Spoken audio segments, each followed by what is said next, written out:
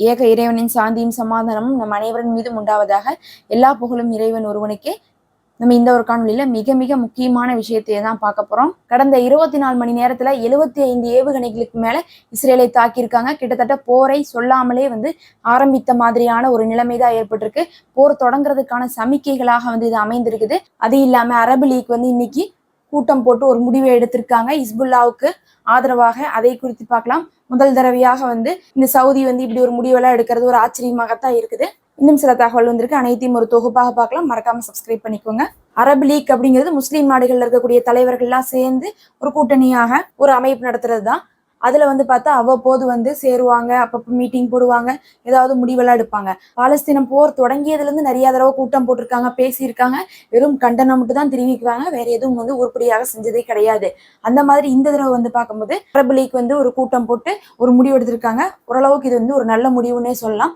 இதுவரையும் அவங்க என்ன பண்ணியிருந்தாங்கன்னா இஸ்புல்லாவை தீவிரவாத பட்டியல வச்சிருந்தாங்க 2016 இருந்து. ஏன்னா அவர்கள் மேல அவங்களுக்குள்ள தாக்குதல்லாம் இருந்துட்டு இருந்தனால, ஏன்னா ஈரான் ஆகட்டும், ஹவுதிக்கள் ஆகட்டும், அதுக்கப்புறம் அவங்களோட தொடர்புல இருக்கக்கூடிய இஸ்புல்லாவாகட்டும், இவர்கள்லாம் கண்டாவே அவர்களுக்கு ஆகாது.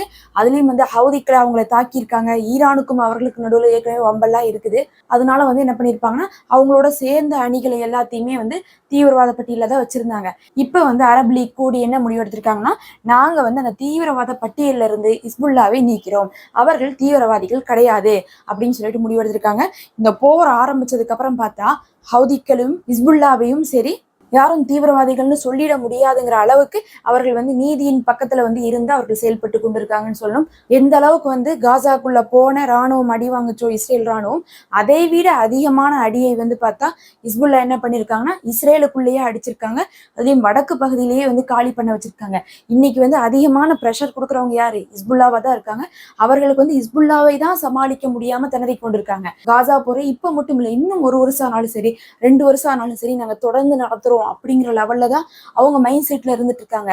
ஆனா இன்னொரு பக்கம் அந்த நெருக்கடி அப்படிங்கிறது பெரும் சேதம் ஏற்பட்டிருக்கு, பொருளாதார சேதம். நம்ம அன்னைக்கே சொன்னோம், ஒரு காசாவை இத்தனை அழிச்சதுக்கு அப்புறமும் கட்டி எழுப்புறதுக்கு எவ்வளவு செலவாகுமோ அதை விட 2 மடங்கு செலவு இஸ்ரேல்ல இஸ்புல்லா ஏற்படுத்தியிருக்காங்க.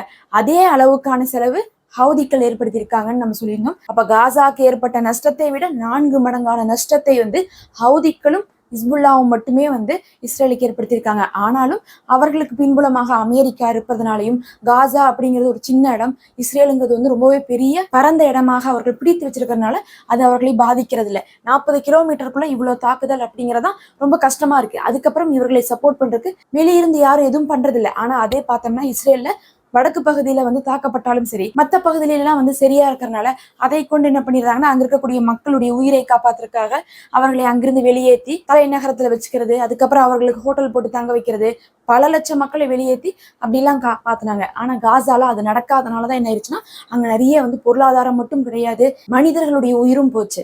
அதனால அப்படிப்பட்ட இஸ்புல்லாவையோ இல்ல அதுக்கப்புறம் அதே மாதிரி ஹவுதிக்கள் இன்னைக்கு கடல்ல என்ன வேலை பண்ணிட்டு இருக்காங்க, கடலுக்கே ராஜா மாதிரி தான் அவங்க செயல்பட்டு கொண்டு இருக்காங்க. உலகமே பொருளாதார பிரச்சனையில ஹவுதிக்களால மாட்டிட்டு தான் இருக்கு. எல்லா பொருளும் பாத்தீங்கன்னா விலை ஏறிட்டு தான் இருக்கு.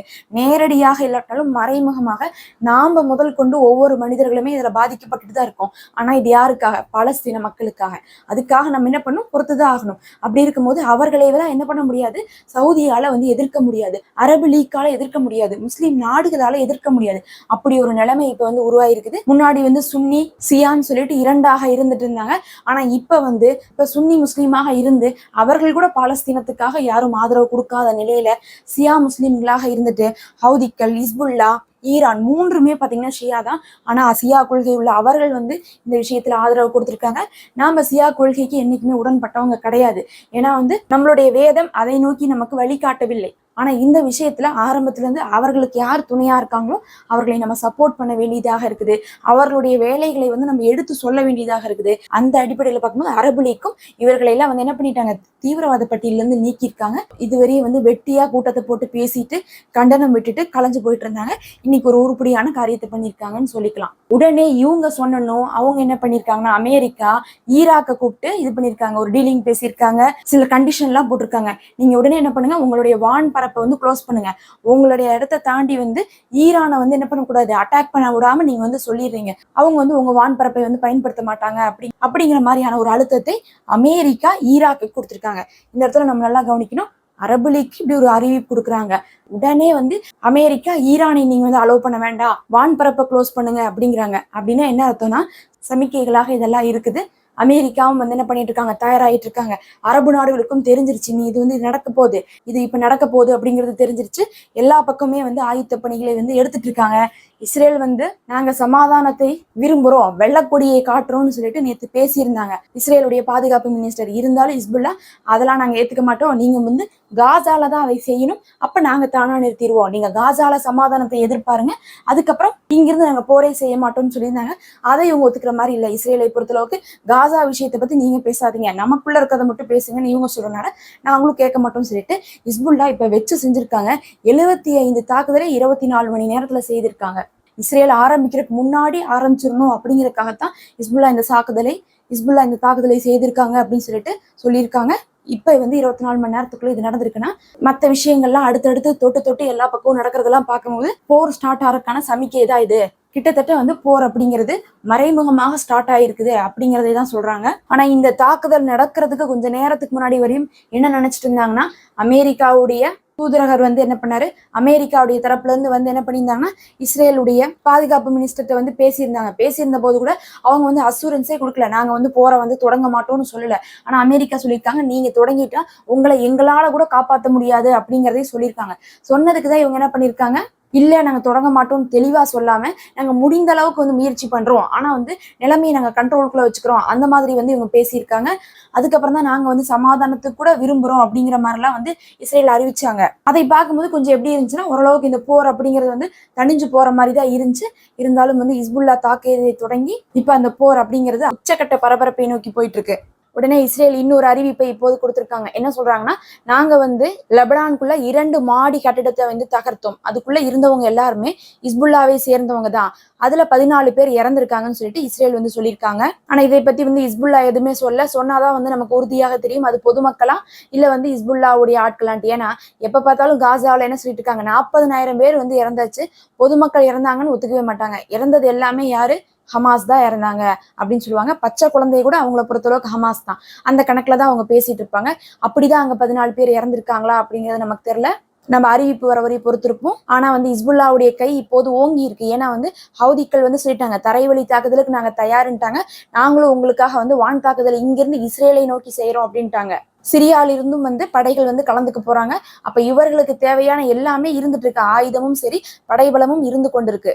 இது இஸ்ரேலுக்கு ஒரு நல்ல செய்தியே கிடையாது. ஏன்னா வந்து இப்ப IRGC படையே வந்து இவங்களுக்கு ஹெல்ப் பண்றேன்னு இருக்காங்க.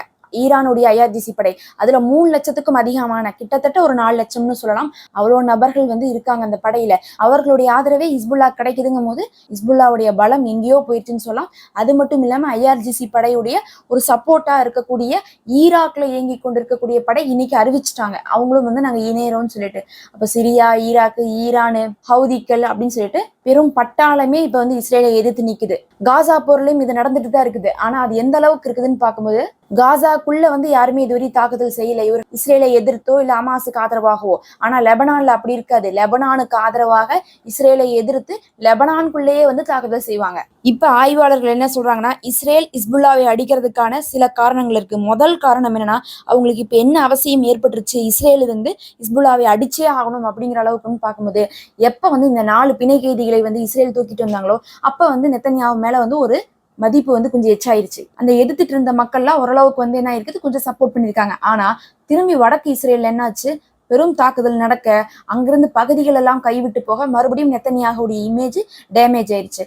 இப்ப இஸ்ரேல்ல இருந்து வீரர்கள் போய் இஸ்ரேல் இருக்கக்கூடிய ராணுவம் வந்து காசாக்குள்ள போய் தாக்குதல் நடத்துறாங்க. அவங்களும் வான் தாக்குதல் ஏதாவது பண்ணாலும் ரொம்ப ரேரா தான் பண்றாங்க. காசால இருந்து என்ன பண்றாங்கன்னா, பொதுமக்கள் மேல எல்லாம் பண்றது இல்ல, அதிகமாக ராணுவம் இருக்கக்கூடிய பகுதி, ராணுவ தளங்கள், உளவு மையம் இப்படியே பண்றதுனால அந்த கஷ்டம் எதுவுமே அந்த மக்களுக்கு தெரியாது. இத்தனை நாள் போர் நடந்தாலும் இஸ்ரேல் மக்கள் வந்து காசா மக்களால, காசாவுடைய போராளிகளால எந்த ஒரு கஷ்டத்தையும் படல.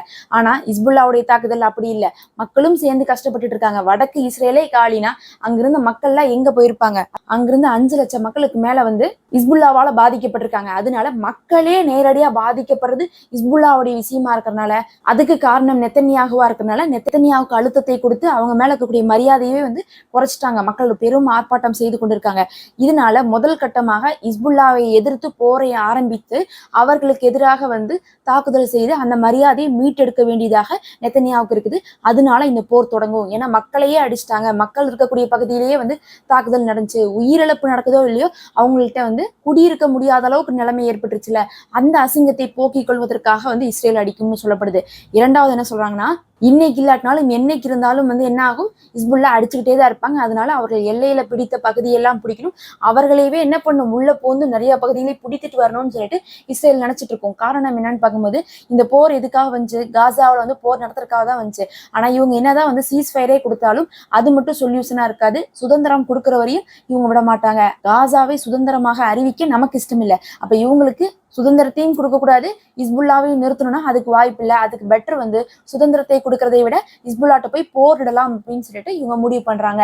இது ரெண்டாவது காரணமா இருக்கும் இஸ்ரேல் வந்து இஸ்புல்லாவை தாக்குறதுக்கு அப்படின்னு சொல்லிட்டு ஆய்வாளர்கள் சொல்றாங்க. அடுத்த காரணம் என்ன சொல்றாங்கன்னா, லெபனானுக்குள்ள இஸ்புல்லாவை எதிர்த்து இருக்கக்கூடியவர்கள் தான் ஆட்சி செய்துட்டு இருக்காங்க. அதனால இஸ்புல்லாவுக்கு எதிராக வந்து அங்க கிளர்ச்சிகளை ஏற்படுத்தி லெபனானை இவர்களுடைய கண்ட்ரோலுக்கு கொண்டு வரணும்னு நினைக்கிறாங்க. எப்படி வந்து அப்துல் ஃபத்தா சிசி எஜிப்ட்ல இருந்து கொண்டு இவர்களுடைய இஷ்டத்துக்கு தான் அங்க ஆட்சி செய்யறதும் ஆட்டம் பண்றதும் இவர்களுக்கு தேவையானதா சப்போர்ட் பண்றதும் அங்க இருக்கக்கூடிய காசா மக்களுக்கு கூட ரஃபாவுடைய கதவை திறந்து விடாம வச்சிருக்காங்களோ, அந்த மாதிரி லெபனானையவே என்ன பண்ணிடலாம், இஸ்புல்லாவை அழித்து விட்டு லெபனானை நம்ம கண்ட்ரோலுக்குள்ள கொண்டு வரலாம் அப்படிங்கக்கூடிய எண்ணத்தோடு இஸ்ரேல் இந்த போரை ஆரம்பிக்கிறாங்கன்னு சொல்றாங்க. நம்ம பொறுத்திருந்து பார்க்கலாம் என்னதான் நடக்குதுன்னு சொல்லிட்டு. ஆனா அதுக்கு முன்னாடி இப்ப ஹவுதிகள் என்ன சொல்லியிருக்காங்கன்னு பார்க்கும்போது, ரஷ்யாவை வந்து ஹெல்ப் கூப்பிட்டுருக்காங்க.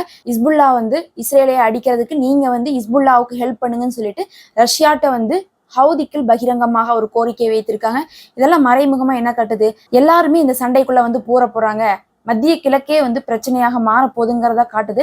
இதைதான் ஆரம்பத்துலன்னு சொன்னாங்க. இது இஸ்ரேல் மற்றும் ஹமாஸ் போராக இருக்கக்கூடிய பட்சத்துல இதுல எந்த ஒரு பெரும் மாற்றமும் ஏற்படாது. ஆனா மற்ற நாடுகள் வந்து சேரும்போது, அதுவும் லெபனான் பக்கமும் ஈரான் பக்கமும் இது திருப்பப்பட்டால் பல நாடுகள் சேருவாங்க. அது வந்து இஸ்ரேலுக்கும் யமனாக இருக்கும். அமெரிக்காவும் வந்து பெரும் சேதம் அடைவாங்க.